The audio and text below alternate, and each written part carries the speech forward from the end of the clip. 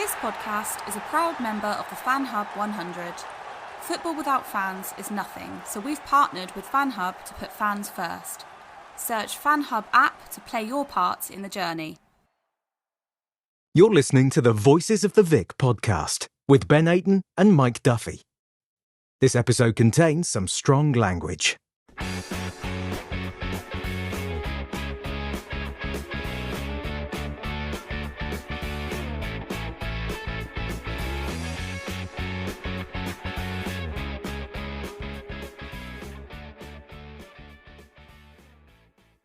Hello and welcome to the Voices of the Vic podcast with me, Mike Duffy, and Ben Aiton. It's Sunday morning, 8 o'clock, and another Watford win. That's 6 on the bounce now for the Hornets. So can't quite believe how well we have done. It's just been amazing. And here to talk to me about it is, as always, is my trusty co-host Ben Aiton. Ben, Sunday morning, how are you doing? It's Saturday morning, mate. Oh God, here it is.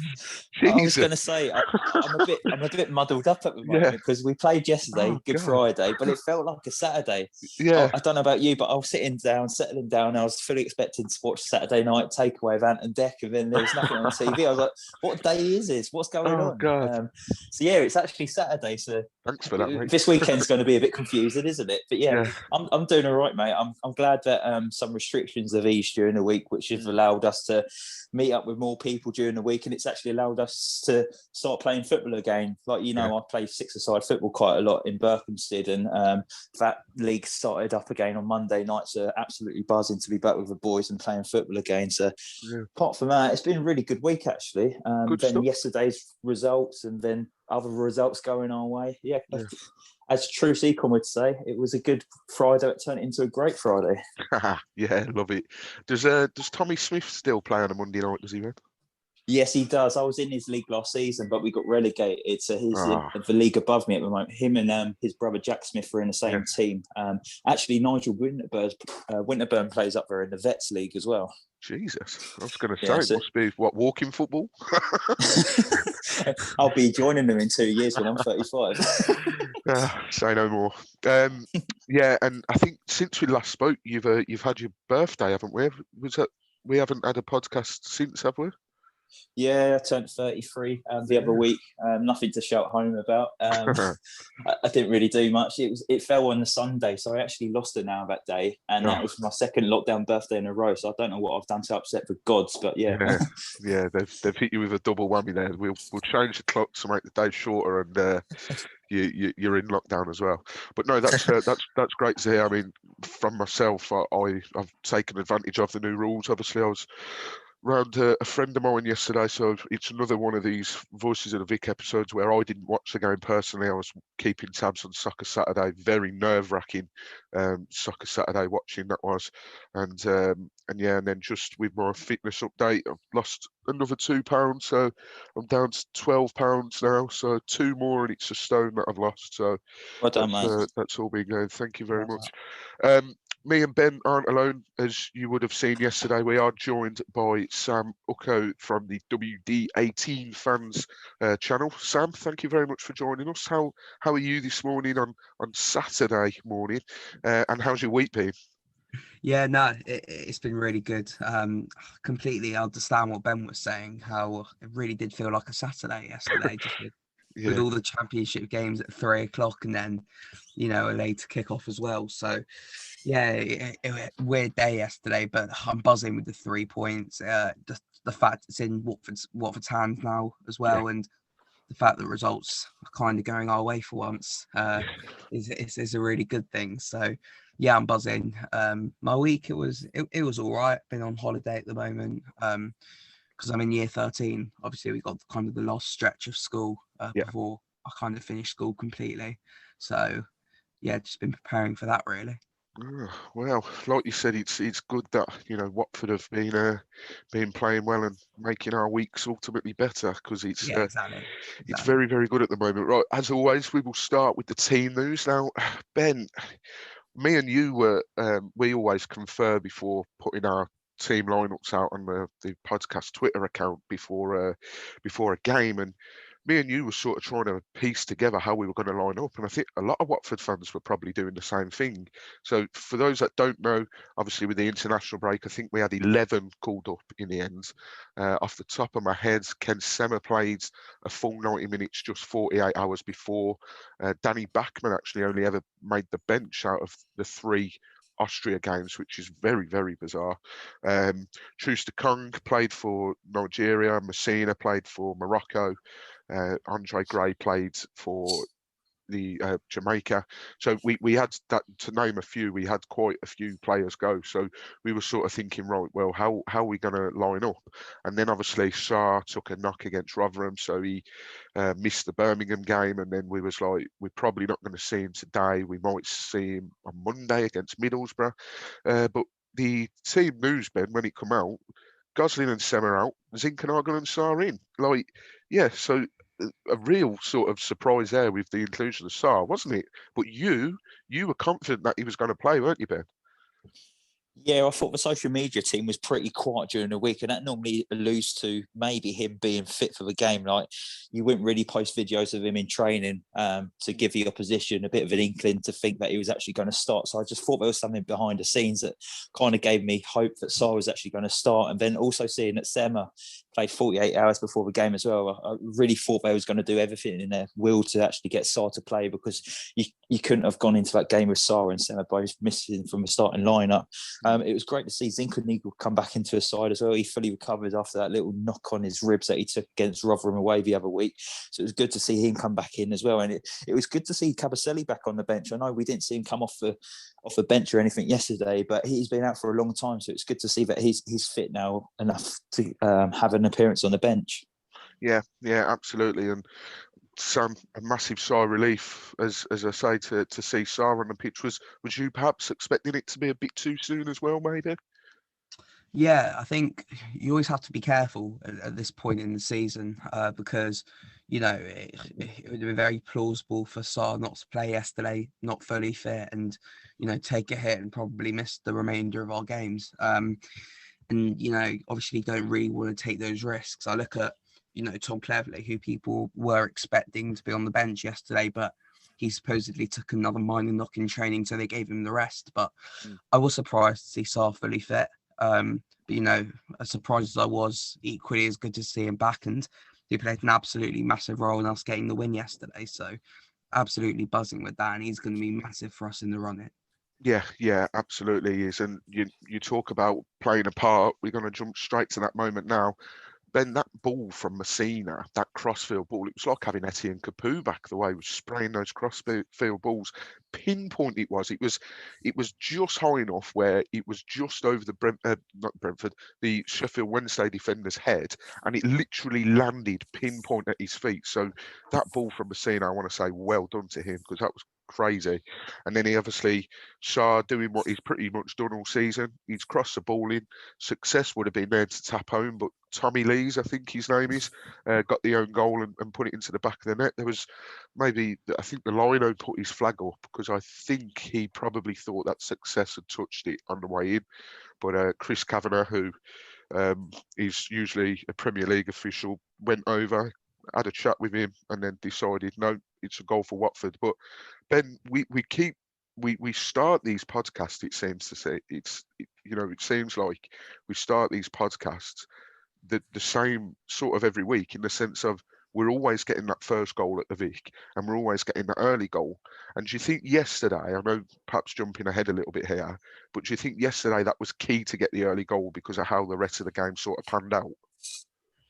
I think so, yeah, but I think it was the same as the Birmingham game as well. It was vital to get that early goal, because Birmingham looked a threat in the first half as well. And if they took their chances, it would have been a completely different game in that first half. So, yeah, it's a story of Watford season at the moment. We're starting the games really fast at the moment, and it's settling nerves. When we get that early goal, I think it dents the confidence in the opposition, and they think, oh, we're not going to come back from here. Especially with Sheffield Wednesday, they have a stat where every time they concede a season first, they lose every single game. So that will be playing into the back of their heads as well.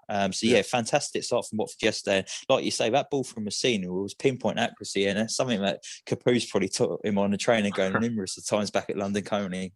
Yeah, Yeah, it was great to see that finally. We missed those since Capoe's left, and I used to love watching him spray that across the field, and it really was good.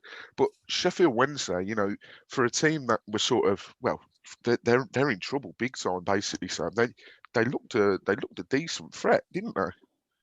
Yeah, they did. I'd say that's probably more down to the fact that our team, we looked a little bit, I wouldn't say fatigued, but kind of not continuing the momentum that we had before the international break.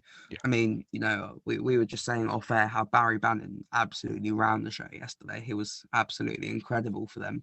One of the best probably individual performances we've seen against us this season. But yeah, if they carry on playing like that and hope that other teams kind of have off days, then I imagine they will be completely fine this season.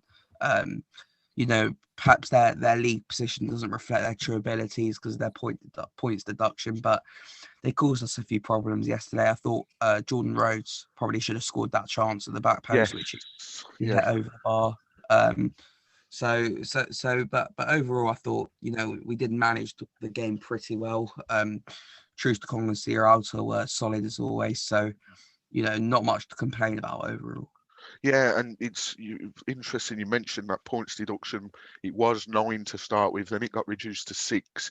If that points deduction didn't take place, they would actually be sitting where Birmingham City are sitting on goal difference. They'd be above them, I think. Although last night, I'm just thinking now, last night with the win for Birmingham City, I think they'd be just outside the relegation zone if it wasn't for that points deduction. So, they're no mugs basically for a team that are right down there. But as you say, they sort of threatened.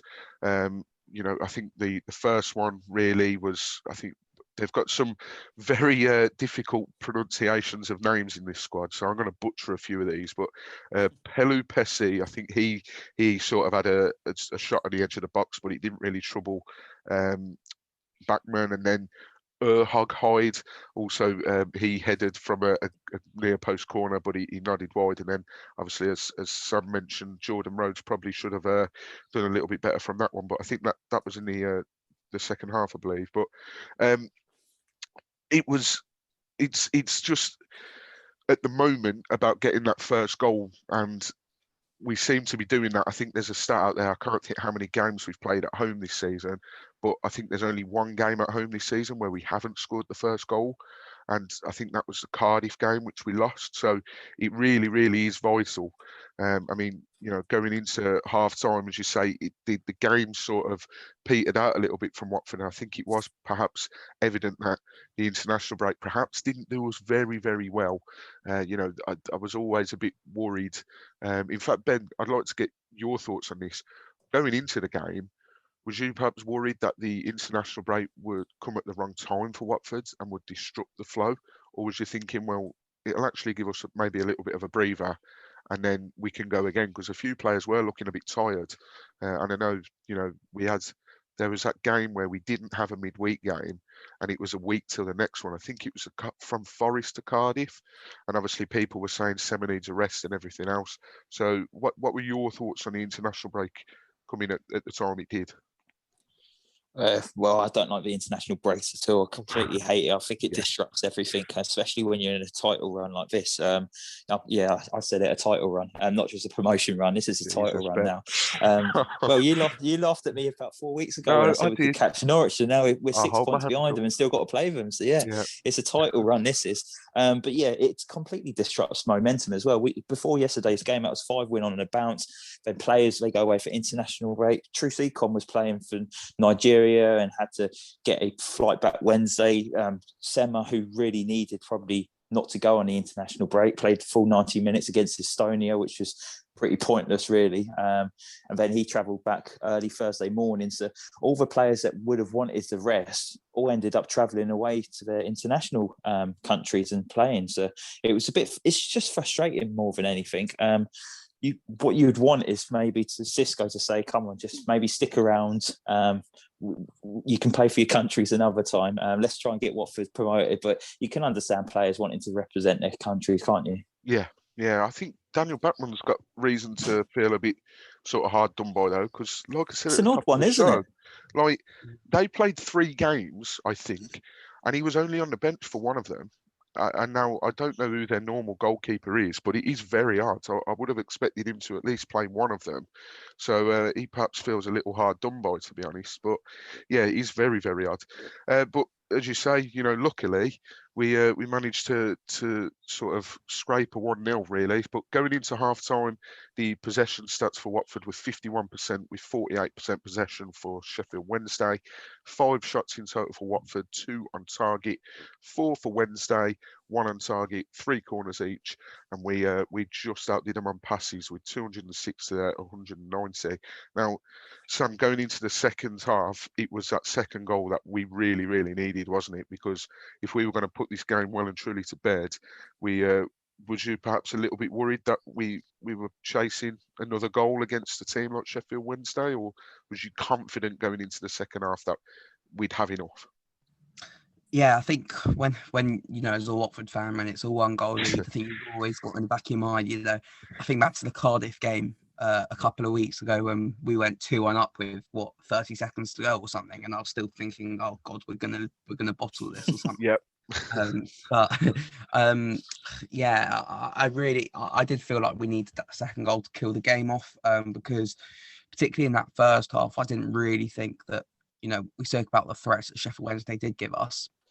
In the first half, I don't think they really did kind of step it up. They did in the second half, but I just felt that we needed that second goal to really put the game out of reach for them. And unfortunately, we didn't get that, and we did very nearly, pay the price for that. And that's probably something that needs to be addressed in the next week or so. Yeah, Ben, was you a little bit worried about that? Because Sam's absolutely spot on. We sort of created chances, but yesterday we weren't clinical enough. And luckily and this is no disrespect to Sheffield Wednesday, but luckily we were playing a side that were down there. Perhaps morale is low, and they, can't seem to score at the moment, other than winning against Barnsley the other week. But do you think that we need to be more clinical in games like this, and you need to be putting 3-4 past teams like this? Because at the end of the day, I mean, our goal difference compared to Swansea's, wow. I think it's like our goal difference is better by 14 or something. But it's all about building a goal difference from here, isn't it, Ben? Especially in games like this, I mean. Yeah, no, definitely. You've got to try and build the goal difference. I think we've actually got a better goal difference than Norwich now at the moment as well. Oh, wow. So yeah, it's better by 1 at the moment, and then obviously when you play them, it could either go either way. But yeah, you've really got to look at the goal difference and try and improve that. But ideally, it's easy to say you'd want to put 3 or 4 against Sheffield Wednesday because of their league position, but you've got to think they're fighting for their lives down there. These games aren't that easy. They're going to be fighting for their lives, and realistically, it's only going to be like a 1, maybe 2-0 victory because they're so reliant on trying to get that point that might keep them up at the end of the season. I just felt like it was just the momentum, wasn't it? The momentum kind of, it carried on yesterday, but performance-wise, it was a bit lacklustered. We didn't really get out of second gear, I'd say, yesterday. I thought the tempo was really slow yesterday, and that's what we've relied on massively over the last few weeks. We set the tempo of the game, we set the high press, and I just felt it lacked a little bit yesterday. I think at times we had a really good high press and was forcing them into trouble. Like their goalkeeper, he gave us possession so many times when we did get the possession right at times yesterday, but I just felt having all these players away on international break, it did disrupt the training probably during the week, because you can't really work on the shape that well during the week either. Exactly. But now we've got a quick turnaround till Monday when we play Middlesbrough as well. So the players are probably going to go in today and just work on recovery, and then they'll probably work on a bit of shape Sunday morning before they get the flight up to Middlesbrough. So again, they're not going to do much work on the training ground, and it's just game after game at the moment now, isn't it? It is, yeah, and that game on Monday we'll touch on that in a little bit, but it's this sort of periods where you sort of like, this is it, like you need to start, if you can pick up a few more wins, and I'll get both of your thoughts in a minute on how many more wins you both think we need, but it really is that time of the season. You cast your mind back to 14-15 season, and I think the Good Friday game was Derby, and then was the Easter Monday game Middlesbrough at home, was it? I think. Yeah. So yeah, and look how pivotal those games were for us, and people really started to believe. I think From the Rookery end did a great sort of segment on it the other day for their podcast. I think John asked Mike and Jason at what stage in that 14-15 season they started to believe we were going up. And I think Mike said it was that Middlesbrough game from memory. And then I think Jason said one of the games closer to actually going up. But yeah, it is crunch time at the moment. And I'm just glad that we managed to hang on. But I just want to touch on the substitutions yesterday. The first change coming, he made a change again at 60 minutes. So he's back to his old ways. Andre Gray coming on for Success, and Dan Gosling coming on for Zinkernagel. Now, Sam, I just want to touch on probably should have asked this right at the start, but Success starting again. What are your thoughts on Success getting a start? Because me and Ben spoke about it for the Birmingham game, and we didn't really see it coming because obviously he's only just come back from injury. I think he'd played a handful of minutes to games before, and then to be sort of thrown in the deep end. I want to get your thoughts on Success starting games. It's a really difficult one because obviously we hadn't really seen Isaac Success, in the last 18 months or so. So we kind of didn't really know what to expect from him, whether it would be kind of a completely new player or whether it would kind of be similar Isaac Success. And in all fairness, it felt like a new signing in a way, him starting for us against Birmingham before the international break. But I don't think he was probably the first choice to start yesterday. I think he would have probably rather have gone with Andre Gray. Obviously, João Pedro down the middle with Ken Sema out wide. So I think he only really started because Gray was out with Jamaica and Sema was out with Sweden. But so I don't think we will be seeing him start too many more games if those two stay fit. But I thought he did okay, nothing more than okay. A striker in form who's much more, sharper, finishes probably a couple of those chances that he had yesterday, particularly the one in the box where he took that extra touch over the Sheffield Wednesday defender. Oh, yeah. Yeah, and a striker, who's scoring for fun probably hits that first time. So, the dilemma comes for Xisco is whether you risk kind of trying to play a player into form at this stage of the season, or whether you kind of go for a trusted source. And I'd probably say the latter, but that's not to say Success can't have an impact off the bench, in certain games. Yeah, absolutely. And Ben, we often ask this, what is going on with Stipe Perica? Do you think that it's just Xisco doesn't rate him, or? Possibly. He probably doesn't fit into what Xisco wants to do with the actual team. It's from a Watford fan perspective. It's like, where is he? Because we've seen signs this season where we thought, he could be the one that answers our questions up front. He could be the one who could lead the line. He's the one who's going to bag 10, 15 goals to the season, but he's not really been given the opportunity. Is that because when he's during the week, during training, he's not impressing Xisco? Is he not doing enough to try and warrant a start or even a bench place? That's the thing. He's not even featuring on the bench lately. Is this because we've got a really good, strong squad as well, so it's difficult for him to even fit in? But yeah, it's an odd one. I don't know what to make of it, really. Yeah, well, like you says, you don't really want to disrupt the flow of the squad, especially with us doing well. So maybe it's just that the rest of the squad are doing that well. He might not be able to get a look in, but it is an odd one because I'm sure, like myself and many other Watford fans, were sort of excited to see what he could bring. And I don't know why, but he gave me Alexander Hayho vibes. Which was hard, but I did like Cahill. I thought he was one of the best players on the pitch against Crystal Palace in that playoff final years ago. Yeah, we won't talk about that too much. But obviously those substitutions happened, and then there was a big let-off, wasn't there? Sam alluded to it earlier in the podcast, that ball over the defence, and Jordan Rhodes. Usually you'd put your house on him to score from there, wouldn't you, Sam? And that was a big let-off, wasn't it? Yeah, it was. It's those fine margins that you often look back on later in the season and think, I don't. Obviously, you get promoted by yourself, but you also have to look back at those moments of luck, and that's probably one that we will be looking back on later in the season. Yeah, I was just waiting for the ball to hit the back of the net, to be honest with you, and I was surprised to see him hit it over from that distance. But yeah, that's the problem of us not getting that second goal as well, because you asked me earlier, but we really could have killed the game off if we did perhaps step up the tempo and go for that second goal, and could have ultimately come back to cost us, which luckily it didn't, and we're still alive in second place. Absolutely. The only thing I can think is, because he is that clinical, Jordan Rhodes, and I know Sheffield Wednesday aren't doing very well, but Jordan Rhodes is generally, speaking, he knows where the back of the net is. But the only thing is, he probably wasn't expecting it, because I think CRL maybe got ahead on it. It's almost he got the flick on, didn't he? Yeah, he got the wanted the assist. Yeah, it would have been a great assist. But yeah, I would have sort of put my house on him to score, but thankfully that wasn't the case.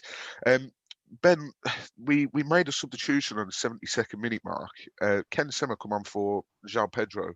Was you perhaps surprised to see Sema play even a part? I mean, I put him in my starting 11 yesterday, and I just thought that Cisco would sort of spring a few surprises, and obviously people were right to say, well, he only played 48 hours ago, but I just thought, Cisco might do something crazy like that. But was you perhaps sort of shocked to see him come on? Because he's been a player that we've talked about in this season so far, about maybe looking fatigued, needing a rest and all this, and then he's played 48 hours ago, and then he's coming on to play the best part of 20 minutes. Yeah, considering he didn't get back to England until was it Friday? He managed to get back to England after playing for Sweden. So on the day then. Yeah, so Thursday, I mean. So they played Wednesday night, travelled back Thursday. So he only had 24 hours really back in the country, and then he was asked to play 20 minutes off the bench. It was a strange one. I was fully expecting maybe Hungbo to come on, who was probably a bit more energetic, a bit more. He'll give it full throttle when he's in their face and that. And where Sema's maybe a bit tired. And I must say, by the way, whilst we got Sam on here, fantastic interview. If you've not checked it out already, by the WD18 lads, absolutely smashed it again. But Hungbo, what an individual, and he's so driven, isn't he? And I just love what. He's not one of these young guys that's like, oh yeah, I'm in the first team, I'm pretty much made it. He's like, no, I need to crack on. I've not made it. This could go either way this season. And I thought it was absolutely fantastic. What a really good young man he is. Thank you. Yeah, no, completely agree with you. He came across as really humble, really driven, as you say. And I know that I don't really get to speak to these kind of young players every day, but I was lucky enough to speak to Joe, and it's very rare I've wanted a Watford player to succeed more than him, because he seems so driven. He seems so, capable of having that mindset to go to the top level and fulfill his dream of playing in the Premier League. So hopefully that's not too far away for him now. And as I said, with success, but in a different way, I think Hungbo, the kind of his drive and his kind of youthfulness, I think he could offer us something really important in the closing games this season. Yeah, and I'll echo what you two have said about Hungbo. I'm really, really looking forward to what he can do with this Watford side.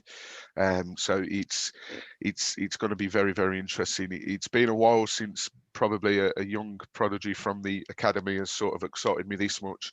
Sort of reminds me back to the pre-Potso days when we used to bring loads of them through. But yeah, Hungbo looks a player, and I can't wait for him to maybe hopefully start a game sometime in a not so distant future. I want to talk about, Ben, Sheffield Wednesday, and a player in particular. I think it was Adam Reach. Were they lucky to still have 11 men on the pitch at the end of the game? Because I think it was Reach. He brought down, was it Sarr he brought down? Or I think it was Sarr he brought down. And he was pretty much through to maybe square the ball. And Chris Kavanagh seemed reluctant to book him because he was already on a yellow. And in the end, he actually ended up booking the goalkeeper because he'd ran all the way from the goal to Chris Kavanagh to obviously tell him some pleasantries. And then he got booked for dissent. But do you think they were perhaps a little bit lucky, or do you think there was nothing in it and it wasn't a yellow and it was all right?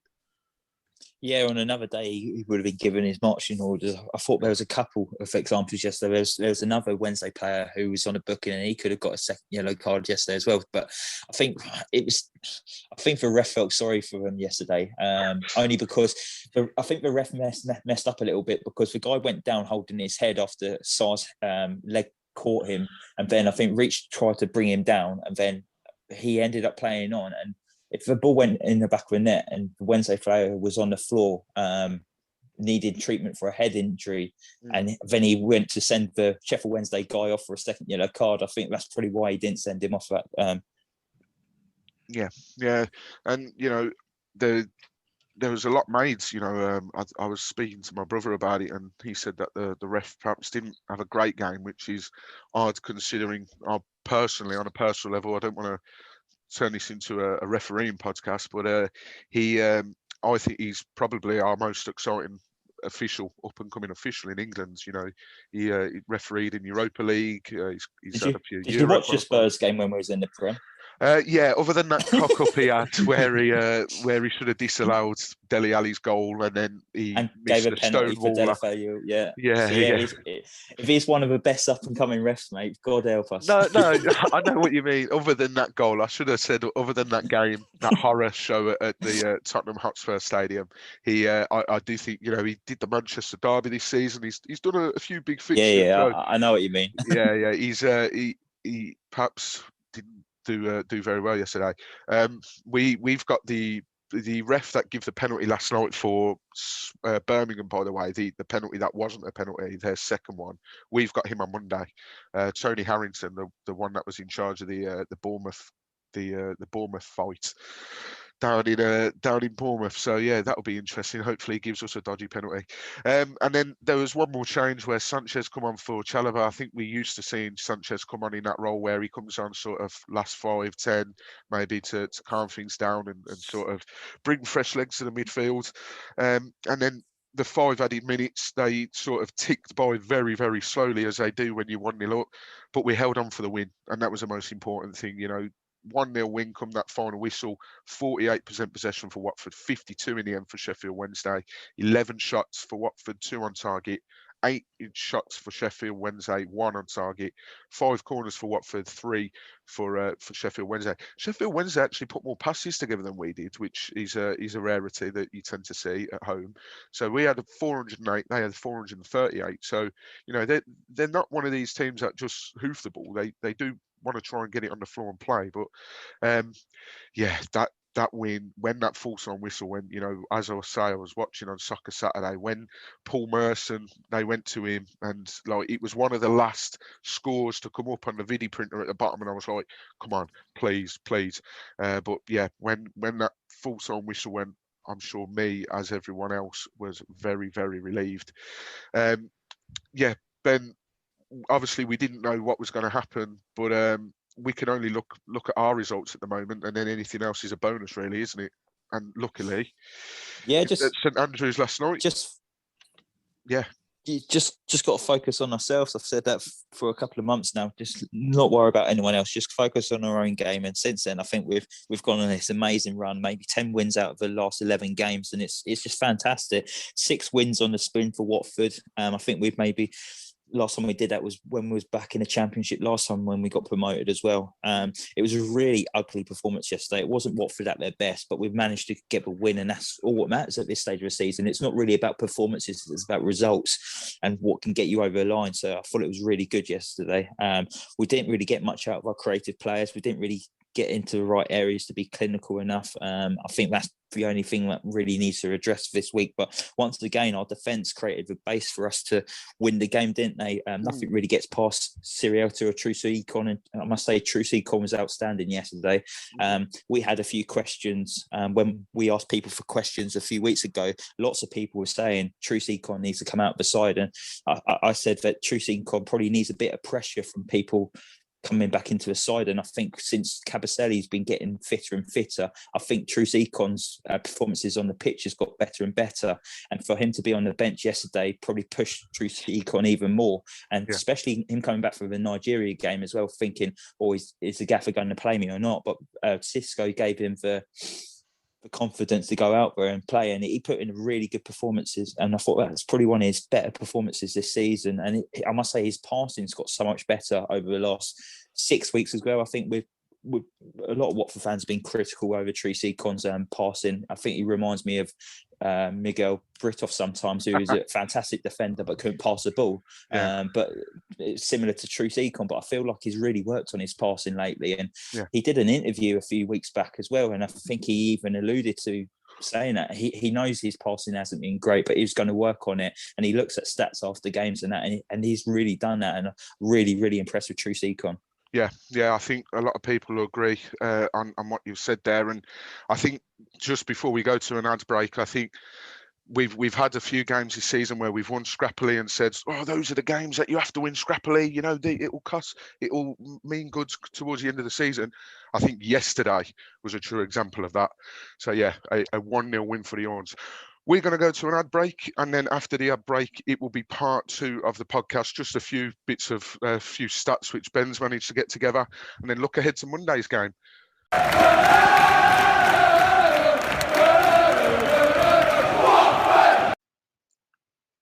Voices of the Vic is brought to you by Manscaped, who is the best in the men's below-the-waist grooming. Manscaped offers precision engineering tools for your family jewels.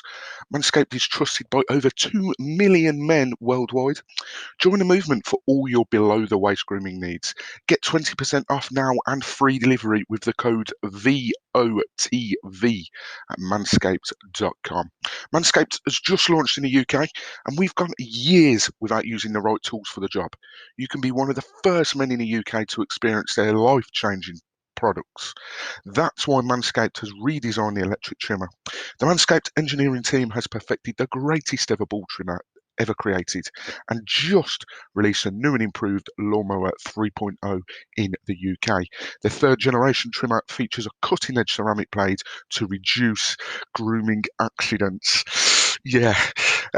When I tell you this is premium, I mean premium. The battery will last up to 90 minutes, so you can take a longer shave.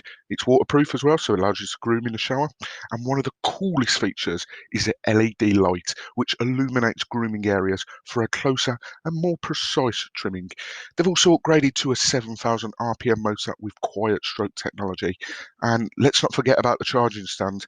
Show off your mower loud and proud, because this intelligently designed stand is a convenient charging dock powered by just USB.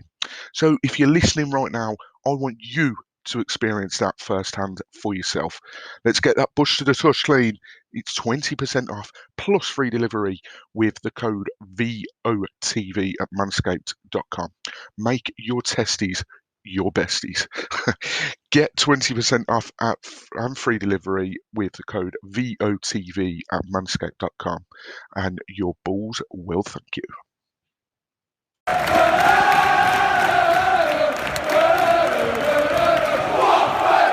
Yes, thanks for staying with us for part 2 of the podcast. It's still very new to us, having to slot an advert break in there, but nonetheless, it's good that you stayed with us.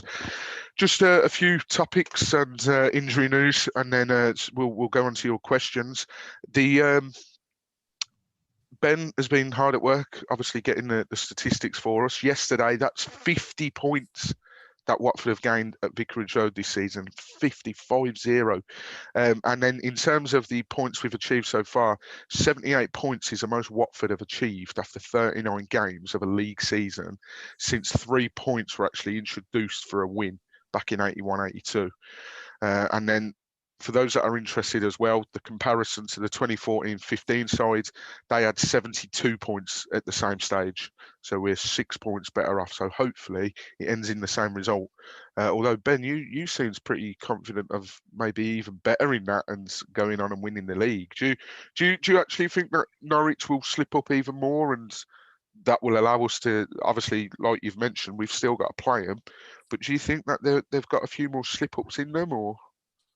Obviously, I know it's a tough one to actually catch Norwich. I know there's 6 points in front of us and that, and I'd love us to do it. I think I just want a trophy in the cabinet at the end of the season, because us being pipped to the title by Bournemouth on the last day when Sheffield Wednesday got that late equaliser, so that still hurts. So I just want a trophy in the cabinet. It would be difficult, but look, they're slowly slipping up. Look, 4 or 5 weeks ago, it was 9 points behind a Brentford. We're 10 points clear of them now. Anything can happen. We can catch Mad, other teams up. It's mental. Yeah. When you've just said that now, 9 points beyond Brentford, and now we're 10 ahead of them. Like, that just puts things into perspective. I mean, obviously, I was watching Soccer Saturday yesterday, and they kept going to Clinton Morrison, who was watching the Norwich game, and they obviously show the goals and they show any sort of highlights. And I'm not joking you, it was Norwich. It was like literally all Norwich all game. And then when they went in the last minute and Preston had equalised, I thought, oh my God. Sam, do you think we can catch them just out of interest, or do you think 6 points is a bit too much of a gap and we'll have to settle for second spot? I don't think it's too much of a gap, and I know it's incredibly cliche and it's not the answer you were looking for, but I'm personally just looking at it game by game. Yeah. I'm not just, I know Cisco Munoz is just looking at securing playoffs first and foremost, but I'm happy if we secure second place. I'm happy if we secure first place. As long as we go up, I don't really mind how we do it, as long as it's automatically and not through the stress of the playoffs. But it certainly is plausible to catch up with Norwich. I don't think we will personally. Perhaps if we kind of maintain that 6 point gap and we beat them at their place, then it will make for a really interesting last few weeks of the season in the title race. So yeah, you can't write anything off in the Championship, but I suppose I'll be happy regardless, finishing second place. Yeah, I think, as you've said there, Sam, as long as we go back up, I don't care if it's second. I don't care if we blow this points lead and scrape it on goal difference. I just want to go up. Like, it's got to that. I was talking to you, Ben, in a week, and in the week, this will probably highlight how interesting my life is, but in the week, I went on a website where you can put in the scores, like your predictions of the scores for the rest of the season. And I did it based on what I thought, like in terms of form and the teams around us and that. And I had it going down to the final day. I think I had Norwich winning the title with over 100 points, but I had it going down to the final day and us drawing with Swansea on the last day 2-2, and we went up on goal difference. So I mean, even if that happens, it will be stressful as hell, that last game, but as long as we go up, like Sam said, I don't really care how we do it. But if we can catch Norwich, then I'm all for it. And like you've both said, if we can keep that 6 point gap to when we play them, then you just never know. The Watford have won more home league games than any other team in the top 4 divisions. We've won 16, and it's the most that we've won at home in a season since winning 16 in the top flight in 1982, 83 under Graham Taylor. So, it's been a while since we've been this good at home. I mean, I'm struggling to remember the last time we were ever this good at home, but I think that stat just highlights it. In terms of injuries, as we mentioned, Tom Cleverley is back, having recovered from a knee ligament problem. But I think, Sam, did you say he picked up another little knock? Did you, Sam? Yeah, so I think they were expecting him to be on the bench, but I think they mentioned in the Hive Live commentary that he probably picked up another minor setback in training this week, but nothing too serious, and hopefully he'll be on the bench on Monday. Fingers crossed, because that is going to be a very stressful game. Troy Deeney continues his steady progress from an Achilles tear, and he's working in the gym with increased work, and he's pushing to work outside soon. But regular checks prove to be positive. And then also another person who's training outside is already Tom Delibashiru, because he did his ACL back in October. So hopefully it won't be long until we see him. I'd be surprised if we saw him this season, but hopefully next season, and hopefully in the Premier League. Talking of the Norwich game, that Norwich game has now been moved to, it was always Tuesday, but it's been moved to now be shown on Sky Sports. I think it was originally a red button game, but it's now the main game on Sky Sports, 20th of April, which is a Tuesday, and it kicks off at 6 p.m. So that's going to be nerve-wracking. And congratulations to a former Watford under-23s manager, and he was our interim manager at some stage as well, Aiton Mullins. He's been given the Colchester United job until the end of the season, and I think he picked up a point yesterday away at Bolton, which is Bolton Big point. Yeah, big point, and he faces a relegation battle there. I feel a bit sorry for him. You know, he obviously he had that stressful time with us. He tried to keep us up, and that didn't quite work out. And then he's gone into another job, and he's been said, right, you need to try and keep us up. So he's probably thinking, what am I letting myself into? So yeah, massive look to him, and a good start for him yesterday. Ben, I want to touch on with yourself with the news. We won't go too into depth with this because we put a poll out, and I'll read the poll answers out in a minute. 33,000 seater carbon zero football stadium. I think we talked about this months ago on the podcast. I think it was our second ever episode. Yeah, didn't really hear anything back, and now it's come up that has planning permission being put in, or I'm not sure, but they want to build it on Bushy Hall Golf Course within the next 5 years, according to a planning document. Are you for it or against it? It's a difficult one.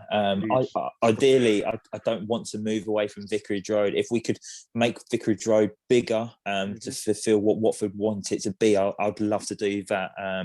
Ideally, but if we can't do that, and I think maybe they'd have to look at other options, and maybe the closest option is going to be Bushy. But yeah, like I say, ideally I'd like to stay at Vicarage Road because of all the fond memories that we've all got as well, and because my daughter was born at Watford General Hospital 7 months ago, and I'd love to take her to Vicarage Road to take her to games and that, just because of that personal connection for myself now as well. But if we were to move to the new stadium in Bushy, it's earmarked to be, I wouldn't be against it either, because I know that's what the Pozzos would probably want to do. They've done it with Indonesia, haven't they, recently? They've built themselves that brand new stadium as well. And I think they're talking about making it a bit more of a fan park as well, and maybe putting a hotel there. And this is what football clubs are looking to do now. They're looking to get sites and put other things there where they can get more income from. So I can see what Watford are thinking of there, but it's very split, the opinion, isn't it? Yeah, you put a poll out on the podcast account, and stay at Vicarage Road and build new stadium at Bushy were the two options. We had 356 votes in the end, which is like quite a lot of votes. Stay at Vicarage Road, 53%. 53%, and then obviously a close 47% for new stadium. There's pros and cons to both. Like I think we genuinely could do a sort of like a mini episode on that sort of topic alone, because there is loads of things to weigh up. But as you said, it's what football teams tend to be doing now. Get themselves a brand new flashy stadium. It's carbon zero, and you know there'll be job opportunities created off the back of it because of hotels, function rooms. I think they'd have like an indoor arena which would hold 6,000 people. So you know there's loads of things, but obviously that personal connection to Vicarage Road would be the big one that I'd be worried about. And then we didn't get around to answering all the questions yesterday. And I know one of our regular listeners, Peter Johnson, he sent one in. We'll start off lightly. Sam, I'm sure if you've listened, you'll know that we tend to ask for questions. Some of them are Watford related, some of them aren't. And I'm going to start with a non-Watford related question. We'll start with you, Sam, because you're the guest, so we want to get your thoughts on this. Peter Johnson asked us the other week, what is your favourite pudding? Wow, that's a tough one to start off with, isn't it, Sam? I've thrown you under the bus straight away. Yeah. Especially when it's 9 a.m. yeah, he's probably not thinking about pudding at the moment, are you? Yeah. Do you know what? You can't go wrong with any sort of crumble. I feel like, particularly, you know, an apple crumble, a berry crumble, any of those, you can't go wrong. Also, don't mind any sort of ice cream. Love my Ben and Jerry's as well. Like, that's unbelievable. So two solid choices there. 9 a.m. Yeah, it was. Yeah. Proper throwing him under the bus. Yeah, I'd go with one of those probably. With a crumble, are you a cream or custard guy? I go custard. I love custard all day long. Yeah, so nice. Yeah. What's your go-to pudding, Ben?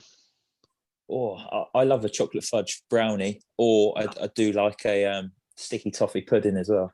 Love that. Jesus. Like the you can get like the hot like sticky toffee sauce on top as well. Like that. Oh yes.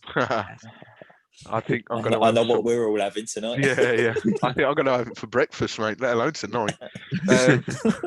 I've recently. I know, obviously, I'm doing my training, but I tend to sort of pig out at the weekends. And I recently discovered, me and my mate have recently discovered, there's a dessert shop that like deliver to because of where I live in Nottingham, it's so rural and sort of in the middle of nowhere.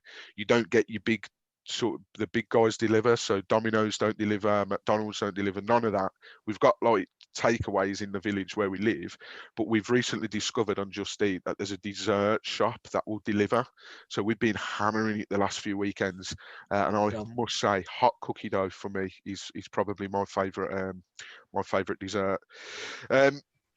Let's steer more in the direction of Watford now. George White says 4 more wins would do it, in my opinion. What do you think, Ben? What do you think? 4 more wins or? Yeah, I think 4 more wins. Yeah, I'll go 4 more wins. I think 12 points is enough because I don't see Brentford or Swansea getting 6 or 7 wins to get promotion. So I think 4 wins is enough for us. Yeah. Sam, would you agree with that, or do you want more, or do you want less, or? Yeah, I think 4 would probably do it. Even 3 may just about do it because I'm more worried about Brentford now than Swansea. I think Swansea were getting away with it for large portions of the last few weeks with their, the lucky penalty decisions they were getting there.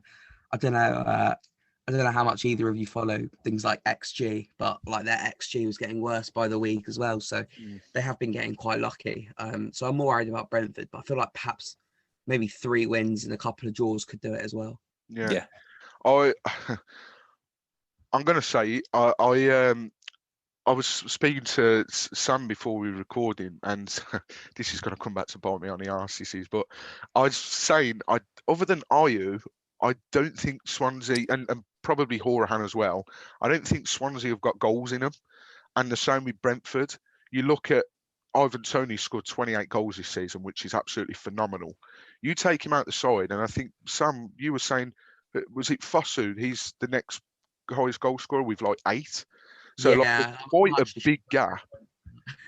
So, but I've definitely jinxed that now. I've just said that out loud. But I'm going to go 4 as well. Yeah, I think that puts us on 90 points. So I think 4 to answer your question, George. Where are your 4 coming from? 4 are coming from. Okay, the 4 are coming from Millwall at home, Luton away, Middlesbrough on Monday, and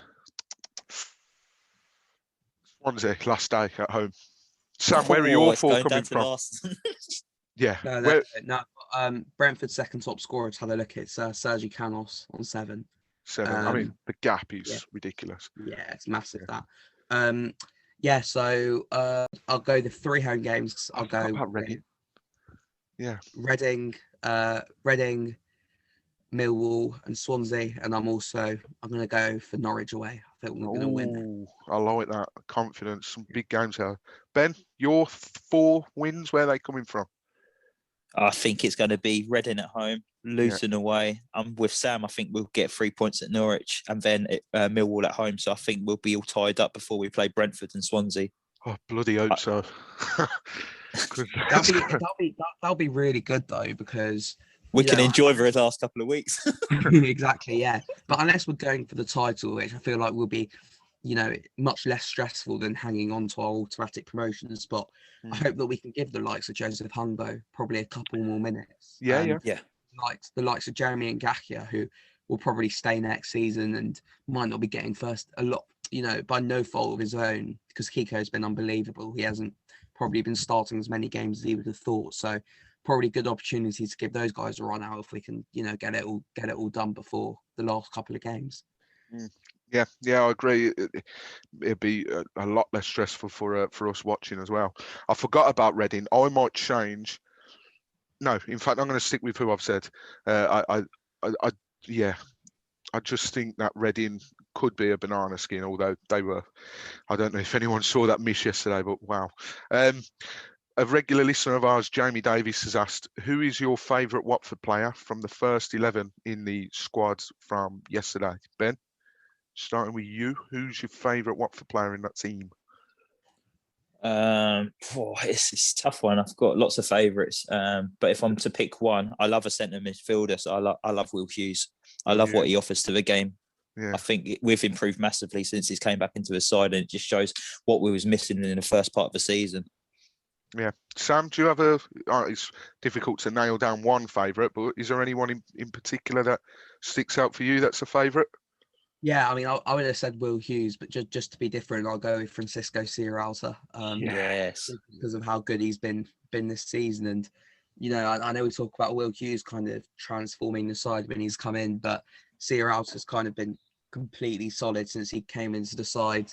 I think at the back end of 2020. So, yeah, I'll go with Sierralta.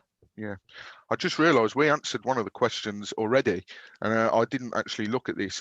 Mr. Snow's asked us what's up with Paritza, but I think we've answered that earlier in the episode. So, yeah. James Hurst has asked, he's asked what's better, Coke or Pepsi? It's Coke all day. Anyone got any objections there? I'm more Pepsi. Ben, of course you are, man. Pepsi. I really like Pepsi Max at the moment. So when you're in a restaurant and you're like, they're like, what drink do you want? You're like, I'll have Coke. And they're like, it's only Pepsi. Is that all right? That pisses me off, by the way. You're all right with that, ain't you? You're all right. You're like, yeah, that's fine.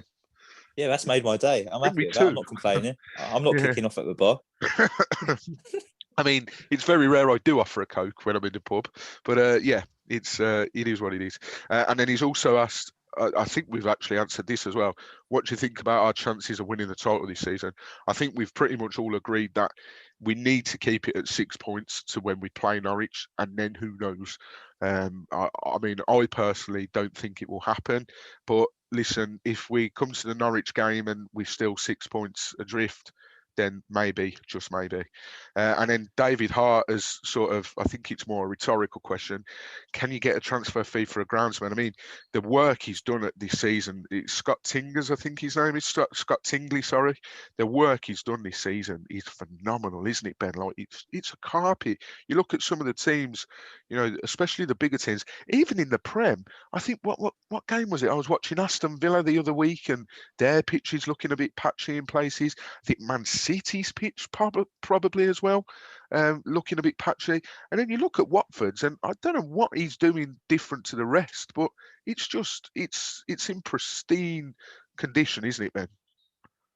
Yeah, we're very lucky to have him at the club. I think he used to be on the ground staff at Arsenal. Was he in charge of the Arsenal pitch at the Emirates? Yeah. And then he moved over to Watford, and I think he won awards in the Prem with Watford for having the best pitch as well. And yeah, it's by far one of the best pitches in the Championship or even England.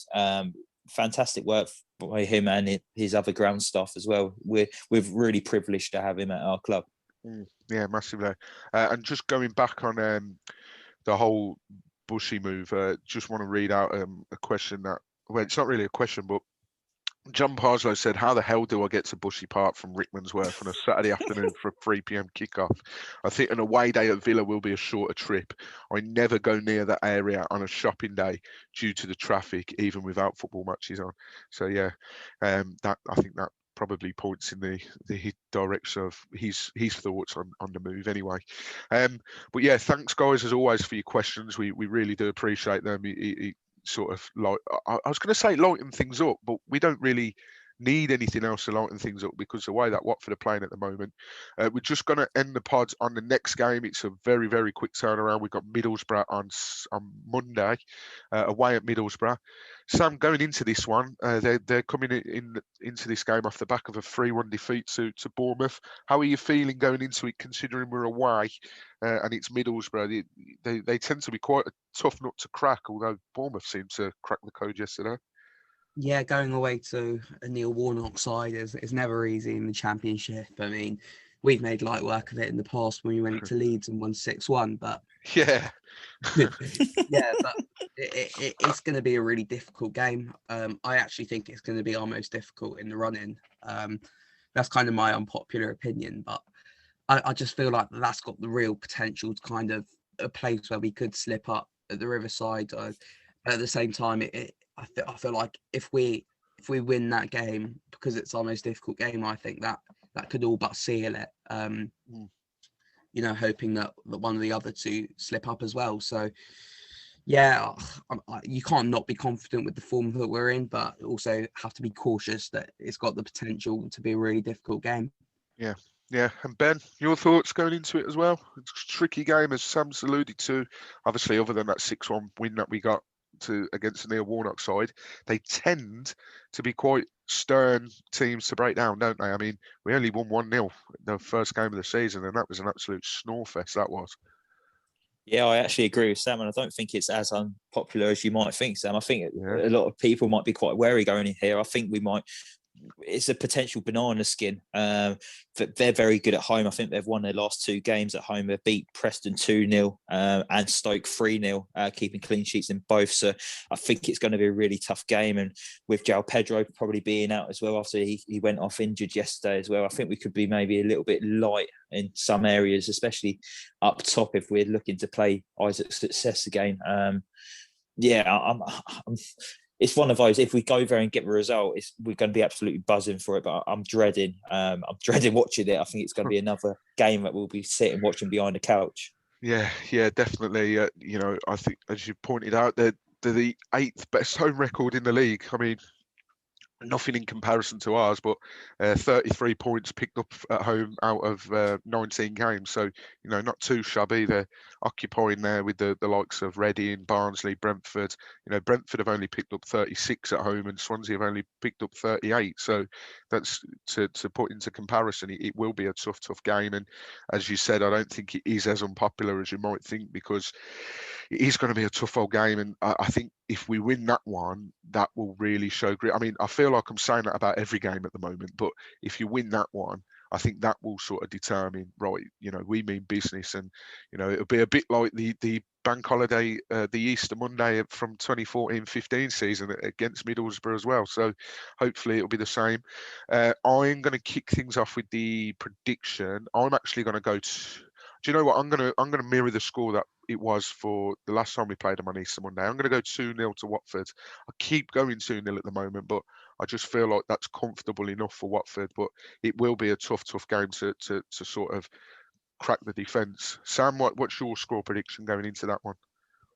I'm gonna go 1-1. I think it's going to be a really, really difficult game. And I can't. A few people have disagreed with me, but I'd take a point if you offered it to me now. Okay, yeah. Ben?